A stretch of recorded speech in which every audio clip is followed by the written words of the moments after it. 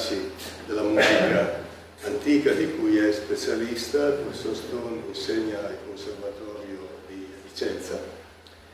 Ho avuto occasione di conoscerlo nel 2010 nel convegno sui 400 anni della scoperta delle lune medicee, che è stato anche il primo, credo, la prima occasione pubblica per alcuni degli studenti galileiani di suonare. E questa sera il professor Stone ci riparlerà che tra l'altro è di origine americana, no? Anche se vive in Italia da vari anni, e l'occasione di parlarci della musica di Padova ai tempi di Galileo e della musica, dell'influenza possibilmente di Galileo sulla musica padovana. Io ti ringrazio molto per aver preso questo tempo per stare con noi e ti do subito la parola. Buonasera a tutti, vedo che tutti sono indietro, forse spero di non farvi addormentare. Le lezioni sarà in inglese, perché abbiamo discusso un paio di settimane fa di fare almeno una parte in inglese, e allora ho cominciato e cambiare, tornare in italiano e mescolare, si riesce a fare solo confusione, almeno per me. So that's the reason I'll be speaking in English. It's not because maybe Professor Barbieri thinks I can speak faster in English, because I still speak slowly.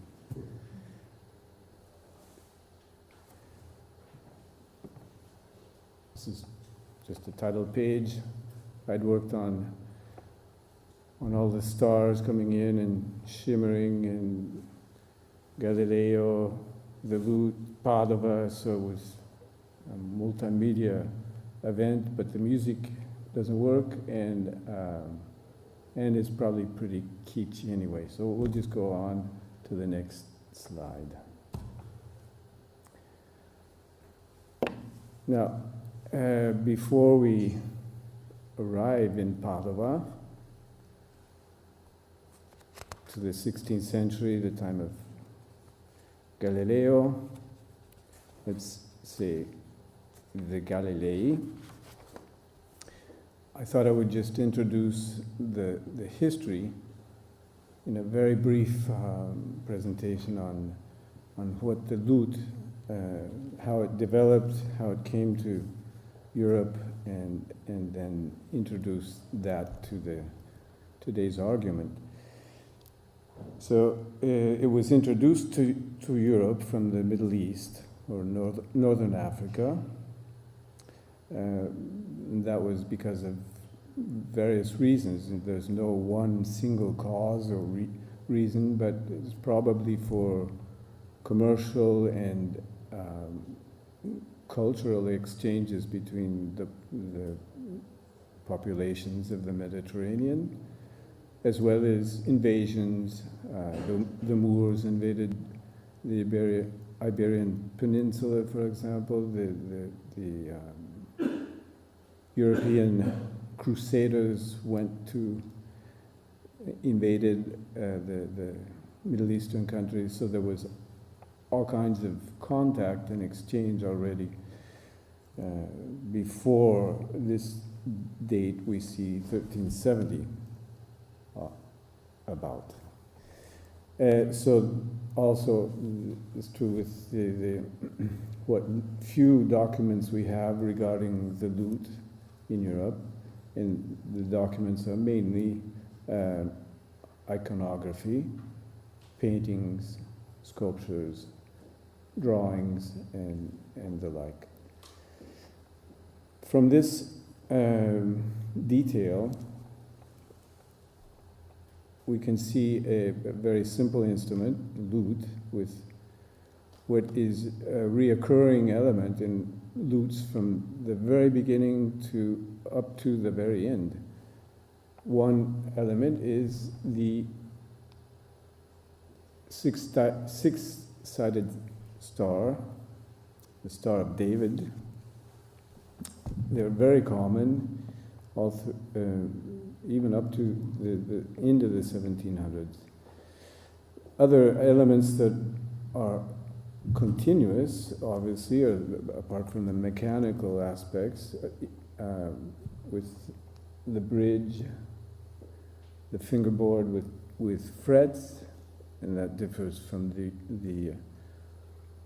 Middle Eastern lute or oud, which doesn't use frets, and obviously the tuning pegs and the round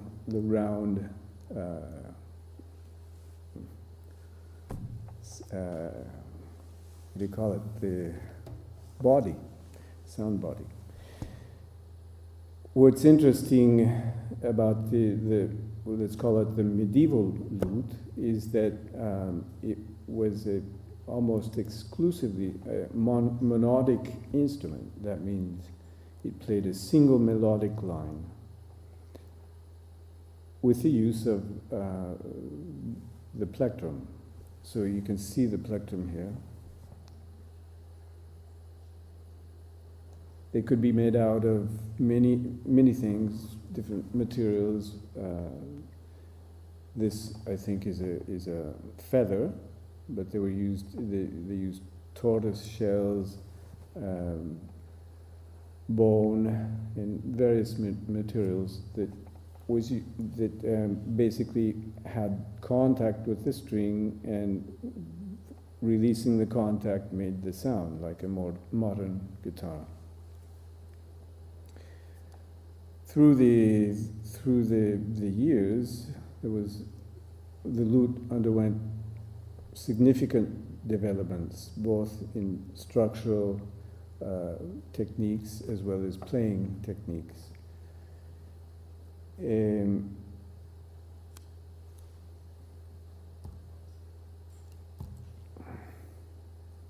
I wanted to know if anyone here speaks Latin. Everyone.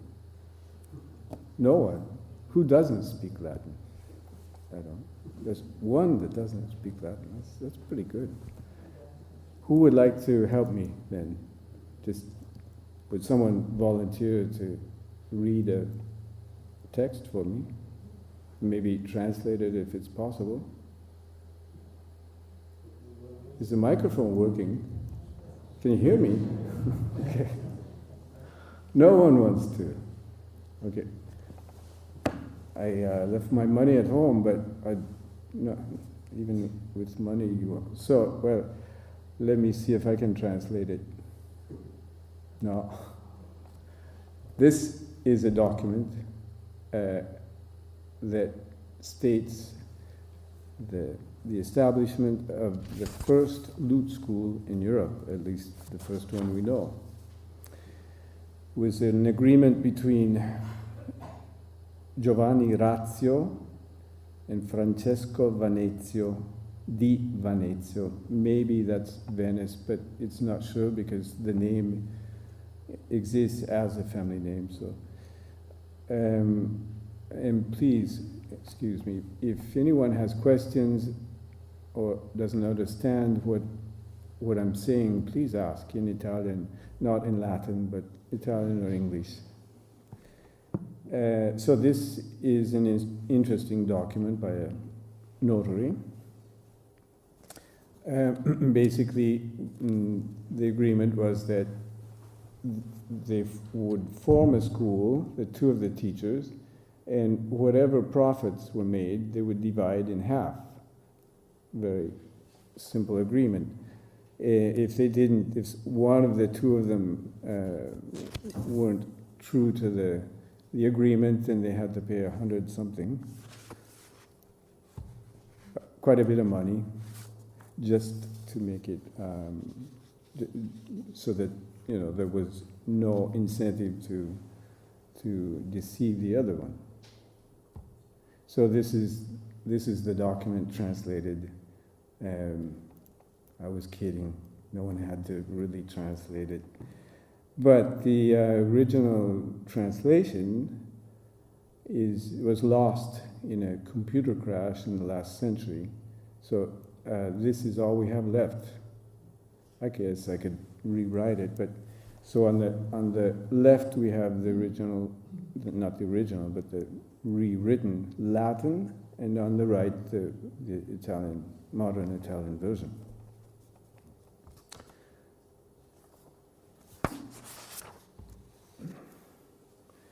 As we saw in the previous detail, the lute was held very, let's say, it was held parallel to the ground. This is about 50 years later, and so, but there already is an interesting development. This is one of the first. There's another example of about the same time, but it's one of the first examples of the lute with 5 courses. 1, 2, 3, 4, 5. You can see them, I hope. So the technology was growing, was developing, was perfecting itself, and that led to instruments that could handle more chords, strings. Also, in this example, we don't really see the plectra, but the hand is certainly in the shape of the position when you use the plectra. This is in marble, by the way, so it's pretty amazing to see a lute in 3D from this time. So if no one wants to translate Latin, I'll just reassume what this document is about. It's from a manuscript recording different musical instruments, written in Latin by Ari Anu de Zwolle, which is near Amsterdam in Holland. There's the interesting thing about this illustration is that it attempts to give the proportions that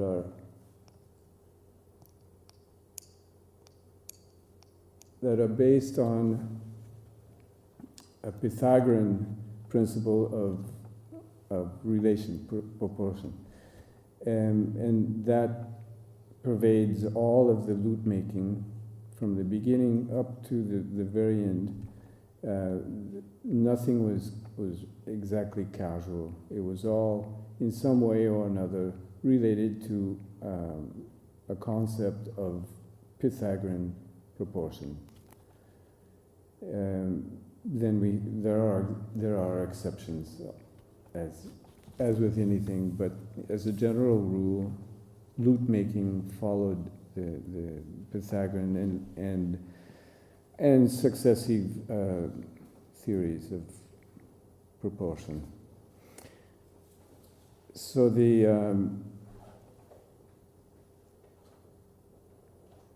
according to Robert Lundberg, a lute maker recently deceased, the unit lengths of proportion, or moduli, which form the fundamental designing of the lute size and outline, was based on Pythagorean principles, and were most probably the best kept secret of a master lute maker. The primary motivation for lute makers, continued use of geometry in their concepts of construction, came in part from their deep cultural preoccupation with proportion, symbolism, and harmony.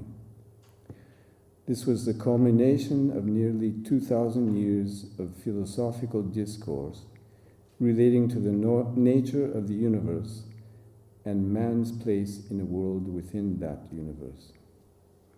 In the 6th century BC, Pythagoras described a universe wherein the planets were ruled by consonant musical proportions that produce a concordant sound, the music of the spheres.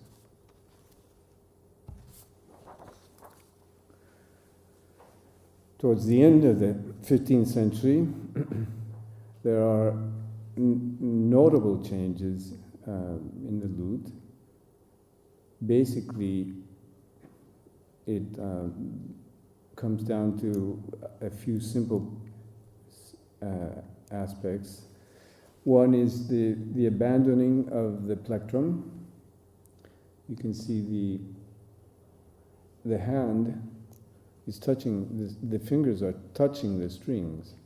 It's no longer, the player is no longer using a plectrum. That led to new possibilities, such as playing simultaneously more than one voice, or, as we say, polyphony. Obviously, this changed the role of the left hand as well. I think it's pretty clear if you were playing single lines, you would just be playing one note at a time with the left hand on the fingerboard. If you were playing more notes, more voices in one vertical moment, then you'd have to have more fingers on the strings at one time.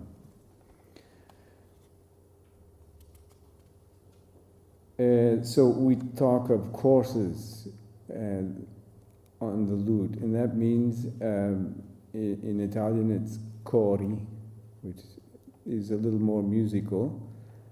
Courses is sort of academic, sounds like serious business, but it means two strings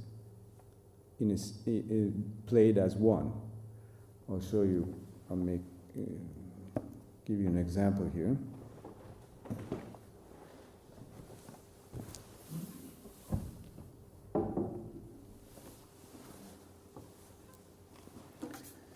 This is a 6-course lute, very similar, very, as far as the proportion design, it's very similar to this one and the following slide. So 6-course lute, we would have 5 double courses and 1 single course. So you look like a mathematician. How many strings? Yeah, you. How many strings? 5 double and 1 single. That comes to 11. Good. Yeah.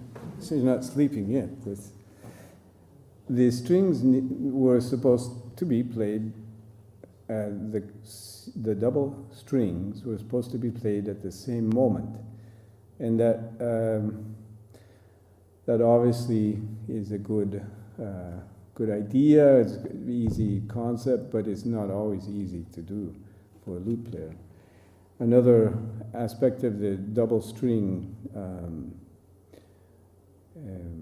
setting is that in the bass courses, they are octave. There's the fundamental note and the octave note. And that, for many years, was really sort of bothered me to hear that effect of, I don't know, a scale going down and then all of a sudden coming up and shifting out of nowhere. But then I started experimenting with gut strings. That's another story. But finally, we got down to the point of having gut strings that worked, because in the beginning they were like rubber bands or something on a cigar box. They didn't work. So now, fortunately, there are makers producing gut strings that are of good quality. But still, gut is a material that has some very definite acoustic limits, especially in the lower strings. Yes? I ask a question because I didn't quite catch what do you mean, dot string? Got, budello. Oh, God.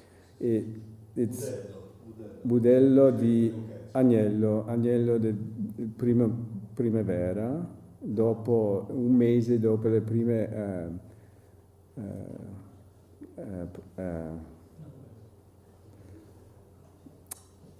intorno a Pasqua. They have to eat grass for 1 month, and then their gut is mature enough, but not too mature, to make a good string. So what I was trying to point out is that a double string should be played together when possible. It's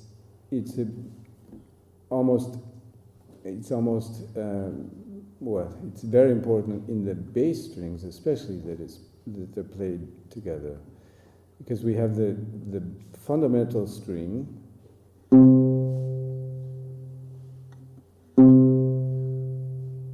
Yeah, that's still not a bad sound if I think of what I experimented with years ago. But still, it's not like what you would expect maybe from a guitar or other instruments. But the lutenists in the 16th century, well, even earlier in the 15th century, devised this stringing setup to make it sound as if the fundamental string was very strong, and that's the function of the octave above.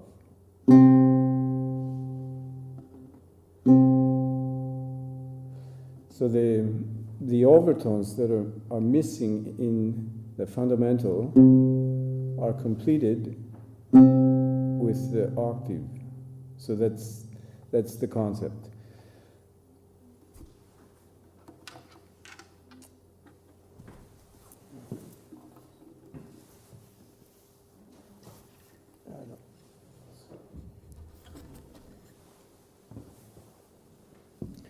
Another interesting aspect, but I think we can go on to the next slide.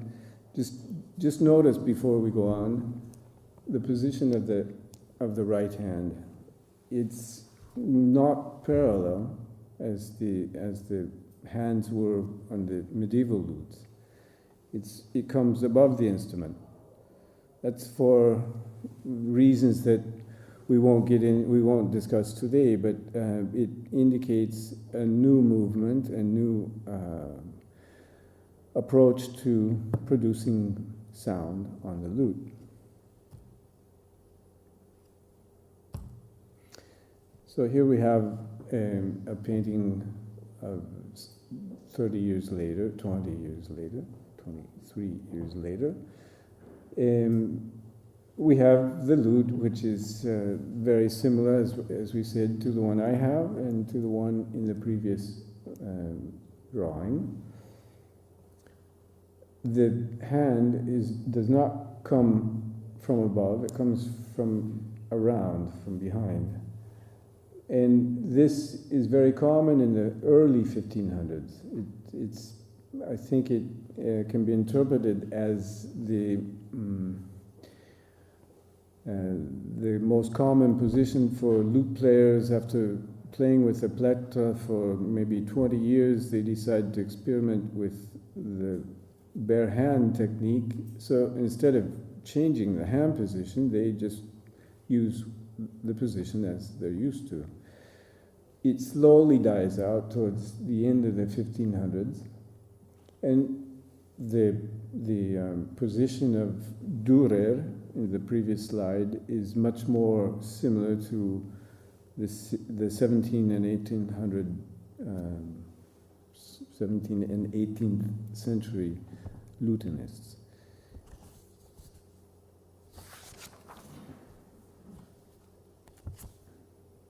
Another aspect of the lute technique we could say is the position. The lute's no longer exactly parallel. It's becoming more, let's say, more, it's worn better. It's more like a nice jacket or shirt or something. Lute players began to really embrace the instrument rather than a sort of static position. On smaller instruments that was fine, but as the instruments grew, the left hand especially would be much too far away from the body to manipulate it well. So we see the instruments coming more with the hand position coming more towards the body.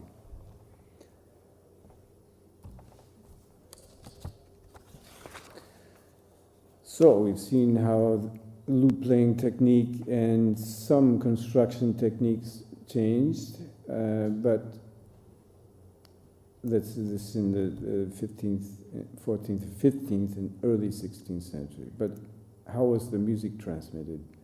That's the most interesting question for a lute player. It's simple to respond also. Oral traditions were by far the most common. One lute player passed his music to another by performing. So the student or the other lutenist would watch and play along and learn the piece as the original and maybe modify it and make his own. So there was no, let's say, fixed transmission. It was always in evolution. That was until the need for, let's say, a more, well, there are several aspects. One is the notation that existed way back from even the Greeks had a form of music notation. But the nature of music making usually counted on extemporization, improvising. So if you write an idea down, unless you're very adept at manipulating and developing an idea that goes, let's say, between the lines in anything, even poetry or not only music, then it risks being static. The advantages are that you can remember a lot more music this way. And in the case of the new development of polyphonia, that I intend to mean more voices at the same time, then it really is a help for a lutenist to have a notation that can show you visually what the work is you need to do. That's the reason I think they developed this notation. It's called tablature, intavolatura, and we'll hear that word much more often later on. So tablature is basically the fingerboard of the lute. So you can see here we have 6 lines, 1, 2, 3, 4, 5, 6, and we have numbers, 0, 1, 2, 3, 4, etc. The first line, the bottom line, is the first string. The second is the second, third, fourth, fifth, sixth.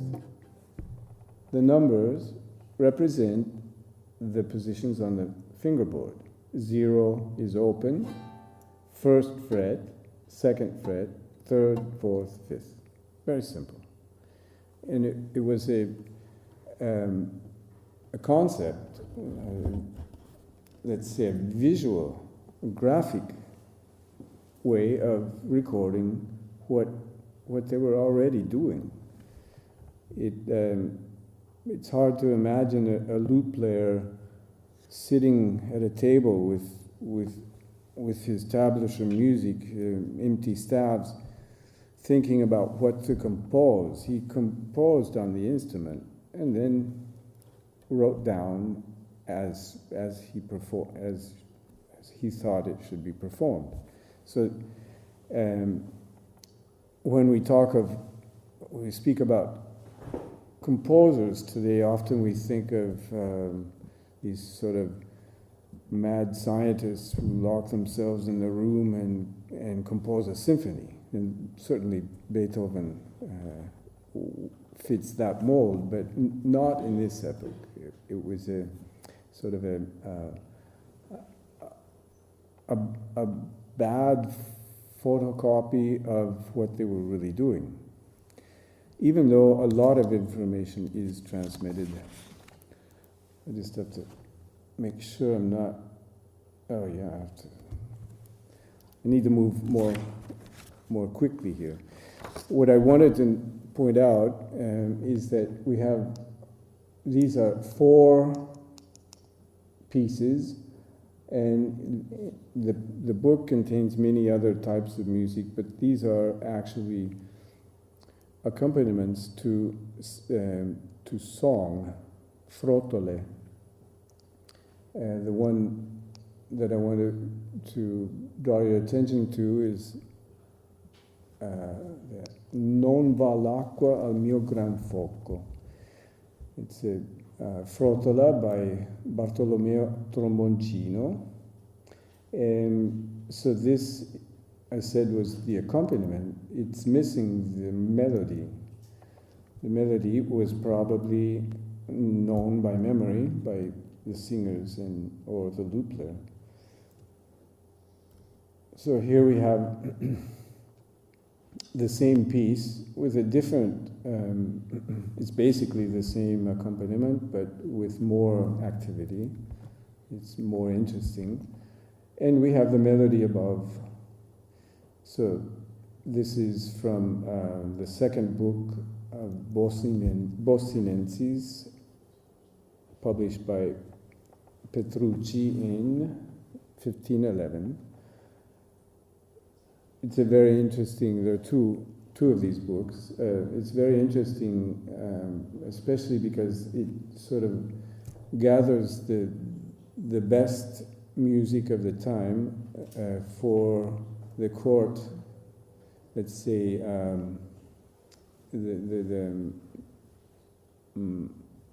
what's the best word? Not only the noble families, but the rich and well-to-do patrons of the time. So they were performed by anyone, not obviously well prepared musicians, but also by the owners of the home, or, for example, Giorgione, who today is known as a painter, was very much in demand as a lute player and a singer. And the material that he would have performed is this type of music. So, I think we can now look at another aspect of the repertory, and that's the manuscript form. I didn't really go into the importance of Petrucci, but I'll summarize that by saying that with the publication of music came a whole new era, because it was no longer transmitted from one person to another, by a single copy, such as this manuscript. There were dozens of copies made, and musicians would take them around to wherever they traveled, and new copies were made either by hand or printed copies. So there began to be a vast diffusion of music in the early 1500s. The Capirola lutebook, on the other hand, is a single copy, unique to no other, to itself. It's from around 1518, but the notes in the beginning of the book by the compiler stated that he wanted to put these beautiful little miniature paintings in it so that no one would want to throw it away after it became out of fashion. So fortunately, it still exists today. There are several pages, I think, probably 80 pages, double, so there would be 100 and I would say more like 150 foglia. Most of them are decorated in this manner. Some are quite grotesque as well. But so it gives you an idea of the importance they gave to perfecting the colors.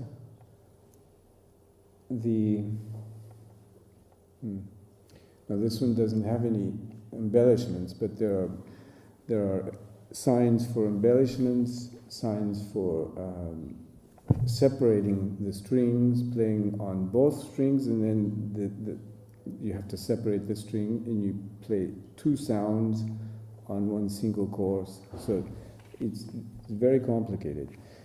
And in the beginning, as I was saying, not only does the compiler state that the paintings were to guarantee a longevity, but also he explains the art of performance practice at that time. So we're coming to Padova very fastly here. Tiefenbrücker, written and pronounced in a whole variety of ways, is not one person. It's a family of lute makers. Originally from Füssen in Germany, which they immigrated to Italy, in Venice at first, and then to Padova. Also, the same family, or a branch of the same family, went to France, in Lyon, I think. Being lute makers by trade, they maintained that within the family structure. So the sons became lute makers, and the friends' sons became lute makers, and they maintained also a very tight circle among them here in Padova.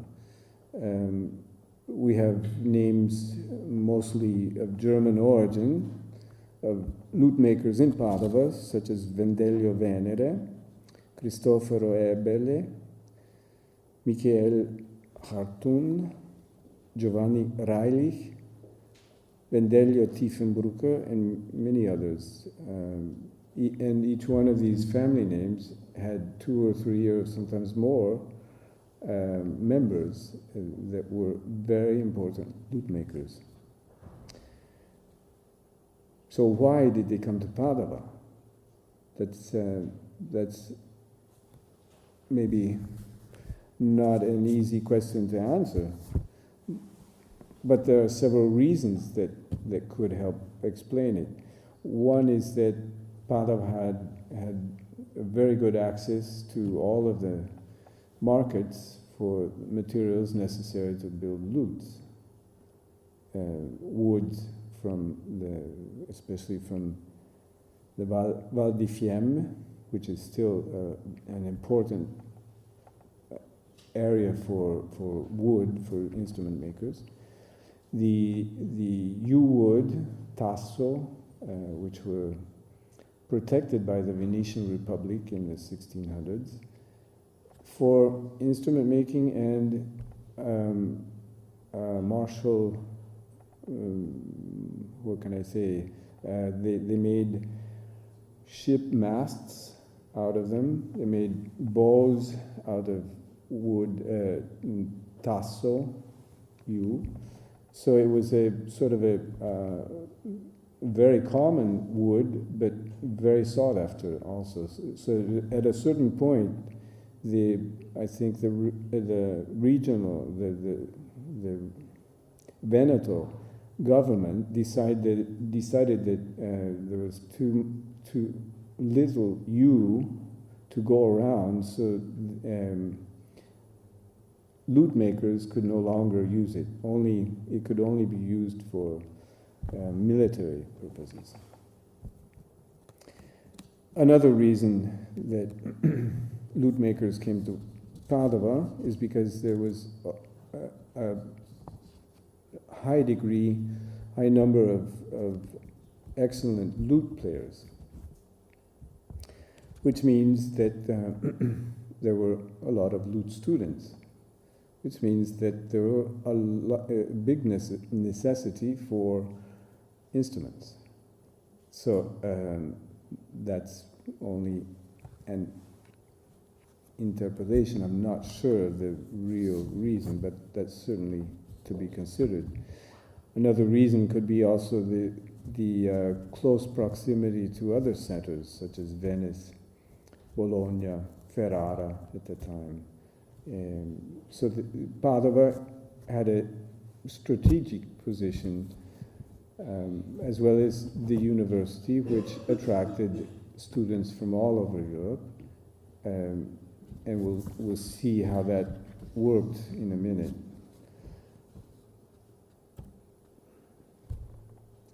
So now we'll speak about a Padovan lute composer, Antonio Rota.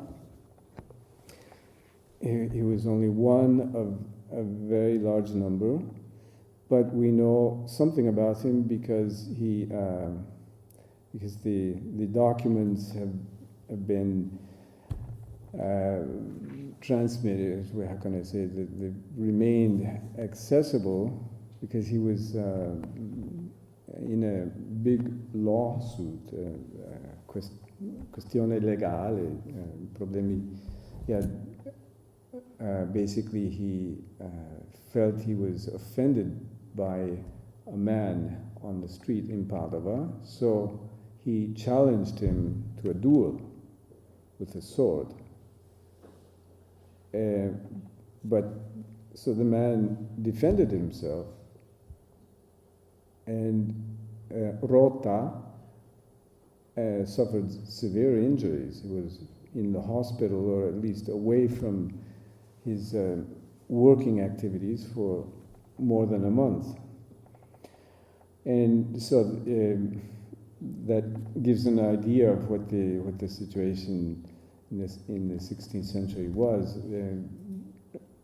as far as the real risk of looking at someone in a strange way or something. But it also tells us that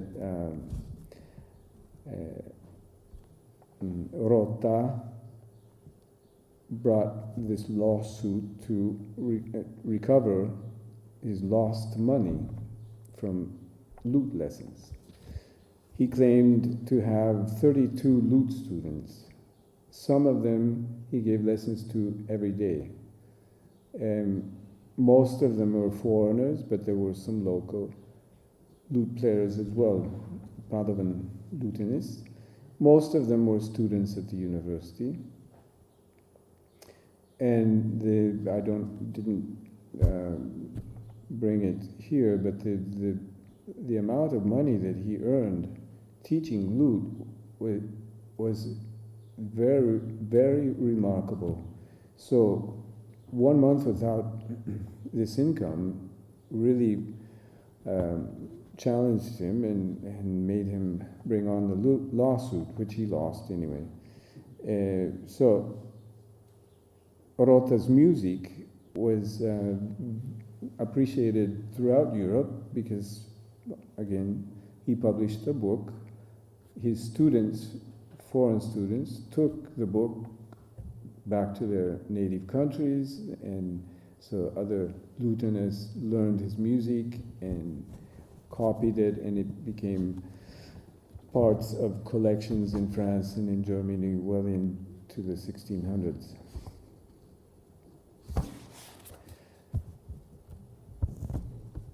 Giulio Cesare Barbetta is an interesting figure. He was in all of the publications or letters, he always claims his full name, Giulio Cesare Barbetta, Padovano. Without fail, there's always the Padovano. And that could be because to be from Padova in that time was an important identity. And so what I would like to bring to your attention with this title page is that for the first time, so accomodato per suonar con 6 e 7 ordini de corde, secondo l'uso antico e moderno. So the lute had 6 courses from the end of the 1400s to this time, into the 1500s. It was standard, it was classical. Very rarely were there exceptions. In 1582, with this publication, we have the first music for a lute with 7 courses. Then, after that, with 7, you go to 8, and then 9, then 10, and then probably 11, and so on, up to 14, but that's way ahead of in time. So the 7th course was an important invention, made possible, it's only my opinion, but I think made possible by the perfection of lute making techniques and the perfection of string making techniques.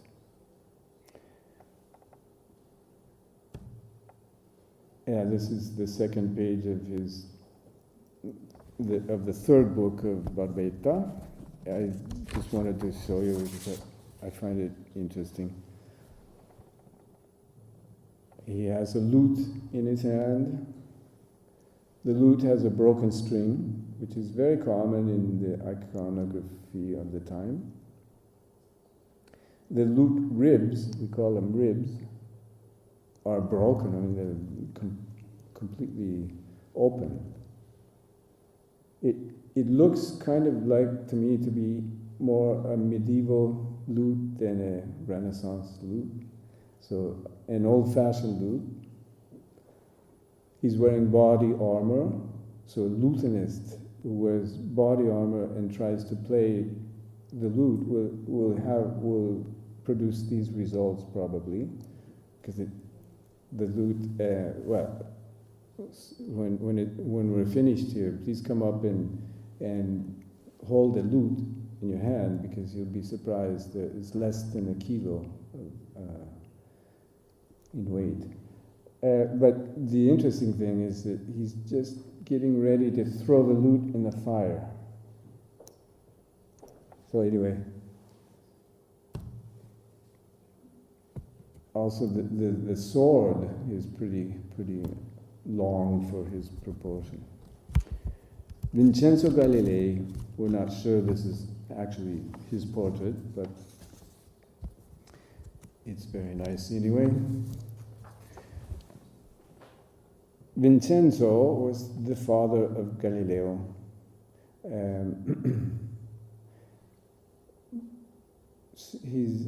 He's known for that today, but in his time he was one of the most important musicians in Italy. He wrote several treatises and scholarly works on music, Greek music as well. So he was always interested in researching and coming up with the truth about things. And many historians hypothesize that it's in this environment that Galileo really matured. And we know that, for example, on one of Galileo's music lesson notebooks, that he wrote mathematical calculations about music. So instead of learning maybe the exercise, he was concentrating on the mathematics behind it. That's just an interpretation. But in any case, Galileo was very much, let's say, directed in his scientific approach by his father. Vincenzo was the most prolific lute composer of the 16th century, and that's saying a lot. The 16th century saw hundreds of lute composers, some with enormous amounts of music. Now, before you think I'm an evangelist or something, I just want to say that not all of the music, lute music, is beautiful. Some of it isn't beautiful at all, but some of it is very beautiful. Vincenzo claimed that he had written, this was in 1584, that he had written 200 ricercare and fantasie, that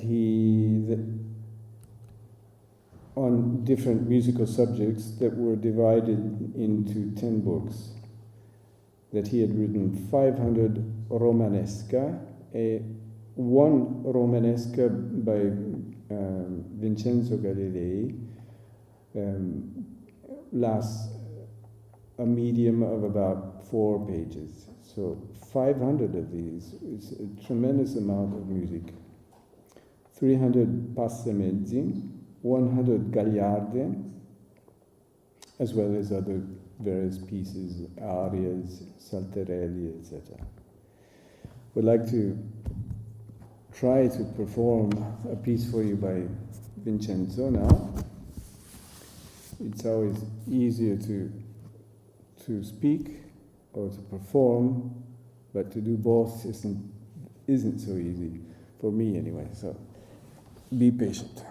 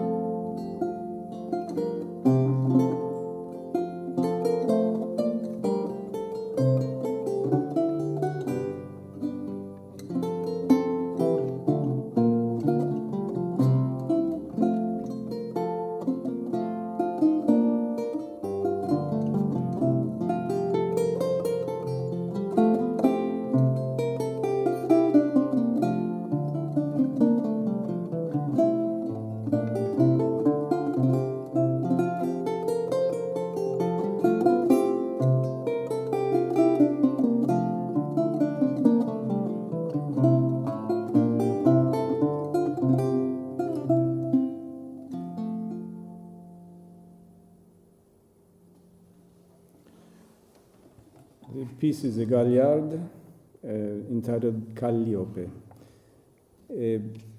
I need to go ahead very directly now. So we'll go to Galileo. Galileo didn't publish any lute music. Galileo was busy with other things. Fortunately, history has proved his role to be monumental. But he was involved on a daily basis with music. It was a part of his childhood and all throughout his life. The musicologist Dinko Fabris has this to say about Galileo and the lute. The important role of music in Galileo Galilei's life has been underestimated in the impressive bibliography produced on the scientist. He was the son of and the brother of professional musicians, and he was a lute player himself. Vincenzo Galilei, father of the illustrious scientist, was one of the most influential theorists of his age, and also a composer and virtuoso lute player, the king of Renaissance instruments. So he goes on, but that's the basic gist of Dinko Fabris. I wish we had a little more time, but we need to go ahead. Now, this is the part that gets interesting. The cartella with documents, the manuscripts in the National Library in Florence contain many pieces on Galileo. So they're organized in a manner that is usually chronological. And so in the first part, it is called Anteriore di Galileo, number 9, we find this manuscript. It's a single lute tablature. That is not. There's no other lute music. There is other music, but not lute music. And this was brought to my attention by the musicologist that I mentioned before, Dinko Fabris, just in time for the meeting in Venice 3 years ago on I think Galileo's anniversary, if I'm correct. When was it?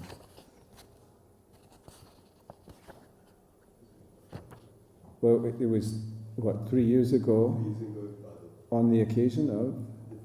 For Andre's anniversary of the discovery of the Venetian. Okay, yes. You were in Venice also? Yes. Oh, there. 3 years ago, right, yeah. That's what I was referring to, is the Dinko called me maybe 10 days before the conference in Venice, and asked me if I would like to perform for his talk on Galileo and music. So I accepted, and he said, "Good. Well, I would like you, if you can do it, I'd like you to perform this piece." And he sent it to me, and I said, "It's impossible in this short amount of time to. You can't even read it." So I said, "No, I'll do other music." So he insisted, so we came up with a compromise that I would do as much as I could and put a cadence and close the piece, because It was impossible to prepare the whole piece. And that's what I did. That was 3 years ago. So today, I'm going to try to play the whole piece. For the first time in this century, the last and probably since it was written. So why this piece? Let me say that it can't be the music of Vincenzo. It's completely out of style. It's not in the style of the music of Michelangelo. So it's somewhere in between. And it's also, it's very difficult, but it's very well written. There's the style of composition is called contrapuntal. We have a theme, let's say a subject, which is repeated time and time again, all throughout the piece, in some form or another. But it's usually very. Sometimes there are three voices going at the same time with the same theme. So let me, as a sort of little small warm-up, let me just try to play the theme, and so you can sort of get to know it.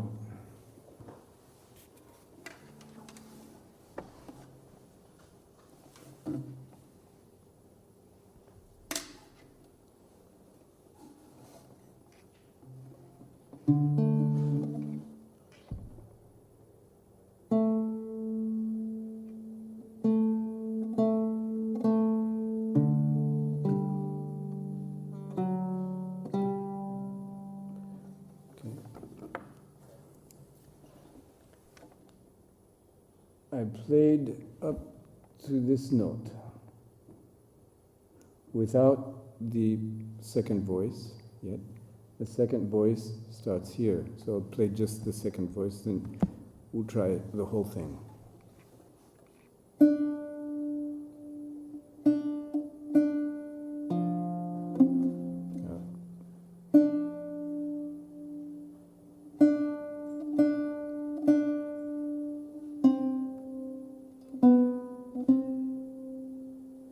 So it's a very simple musical idea. Thinking about it, I need to speak with someone who's really prepared on this subject, but there is a mathematical relationship in the intervals that draws a lot of curiosity. But let's not get into that now.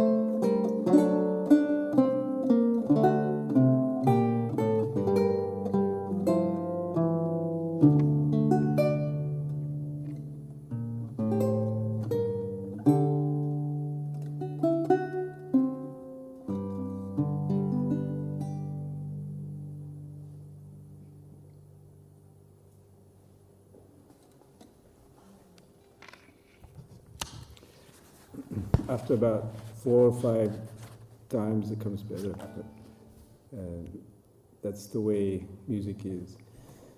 Anyway, it would be interesting to develop the interpretation further to understand more, but now we must go on. It's about, I think we're at the end, we're probably over the time limit. Let me just finish the slides here. Yeah, so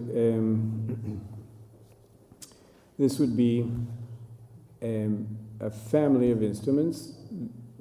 All of them were built, these are historical instruments. The photo is not very good, but instruments made in Padova during the time Galileo was here, except for the second, which was slightly earlier, but the rest were constructed in Galileo's during his residence in Padova. Galileo's brother, Michelangelo, who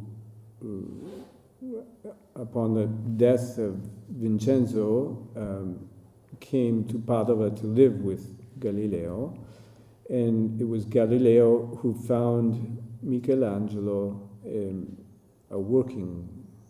several working positions in Poland and in Germany at the court of Brunswick in Munich. So what's important to know is that Padova was a supermarket, in very vulgar terms, for the lute in the late 1600s. And we had the best lute makers probably in Europe, among the best anyway. We had some of the best lute players. We had a very active exchange with other lute players, such as John Dowland came through Padova. Piccinini claims he invented the arcigliuto in bottega here in Padova. So there are a lot of documents that attest to the importance of Padova. So Michelangelo, as I briefly stated, has a completely different compositional style, and we'll hear that another day, I think. But this would be the type of instrument that Michelangelo played on. So it's 10 courses, and the bass strings, the first 6 courses, about that meaning, would be tuned like a normal Renaissance lute. Then the bass courses were diatonic, so they were just stepwise tuned to a scale, basically. And this is a new starting point, but for now it's our ending point. There is more material, a lot more material, but we'll close here. And I would like to know if anyone has questions or comments or criticisms or anything.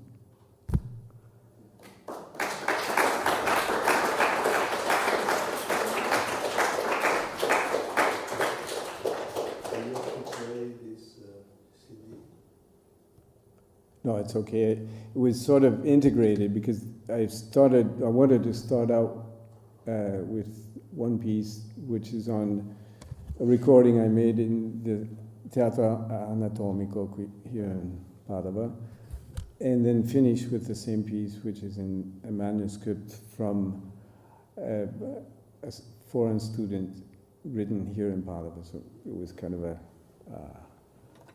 an intreccio.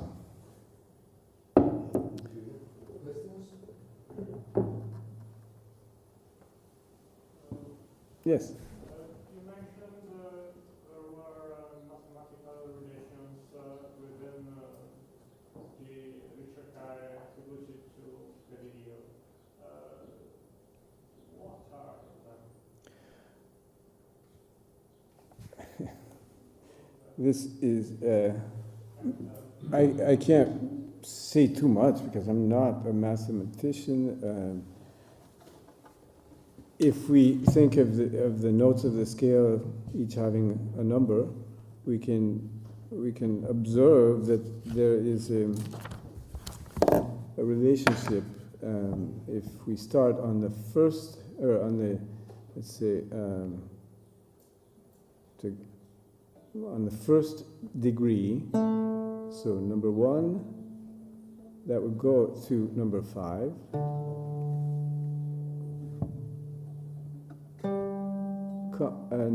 I think the relationship I really need to think about. But I think if we start with number 5,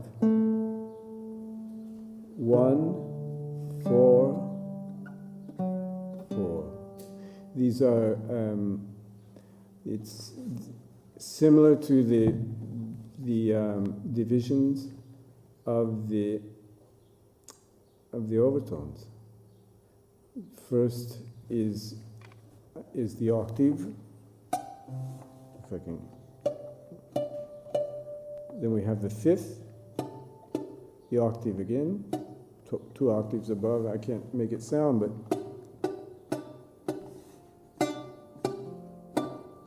And then the 4th, and then the 3rd, and the 7th, and the 2nd. So there's I don't know, it needs to be thought about and developed, and someone more prepared than I to see if there is a real relationship.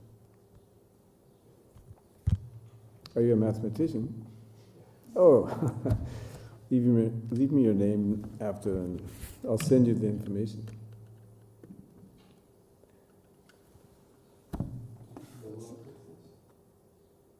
How many people here play music? I know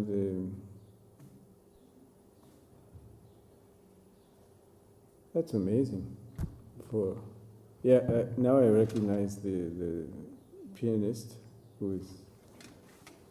No, that's very good. It's encouraging to know that intellectuals are also musicians, because not all musicians are intellectuals. That's okay. I guess it's really a pity we don't organize, say, a concert every year playing, maybe at the beginning of the academic year or at the end. It's usually not easy to find more than 3 or 4 volunteers, but I saw at least 20 hands on, so next time we have to do something. I want to really thank also Professor Stone for an occasion we will have in a week or so in this place which is in Tuscany, in between Pisa and Volterra. It's a small place, Laiatico, the birth town of Andrea Bocelli, and 4 of the students will come to play, and Professor Stone will come to play, and this is really a great shame for us, the choir of the Scuola Normale di Pisa. So we should have done that. And so next time we have to organize a competition among us. So I encourage all of the students to show up in the future, and some other occasions, musical formation of our students. But thank you, Tom, so much for the time. I would.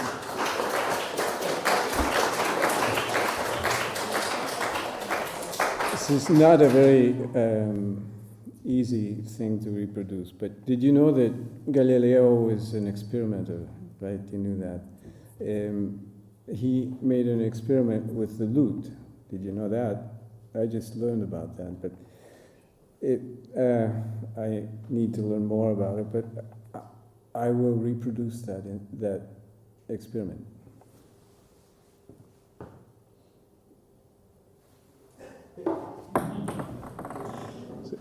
It's not a Renaissance ping pong ball, so it fell off, but it was, I think, basically the study of velocity and because the strings widen, and so, well, you can explain that to me next time. Thank you.